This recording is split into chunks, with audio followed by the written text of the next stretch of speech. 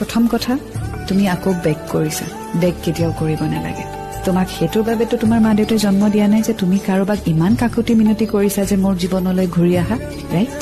তোমাৰ ওচৰত মা দেউতা আছে ফ্যামিলি আছে ফ্ৰেণ্ডছ আছে দ্যাটছ এনাফ কাৰোবাৰ লাইফততো হেতু নাই এবাৰ হেতু ভাবি চাবাচোন মা দেউতা নাই বাইদেউ নাই ভন্টি নাই দাদা নাই বেষ্ট ফ্ৰেণ্ড নাই সেইজন মানুহ কিমান অকলশৰীয়া বাট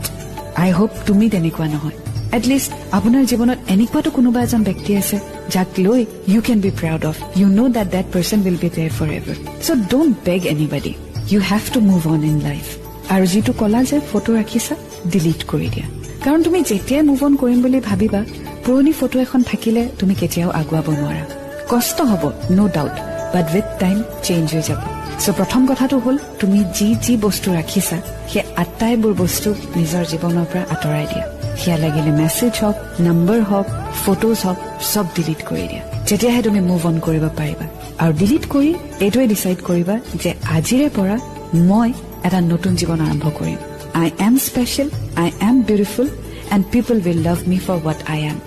আৰু আজিৰে পৰা মই হ্যাপি থাকিম কাৰণ মোৰ হ্যাপিনেছৰ ওপৰত বহুত মানুহৰ হ্যাপিনেছ ডিপেন্ড হৈ আছে স্পেশালি তোমাৰ family So delete everything and start a new life and I'm sure you will do it.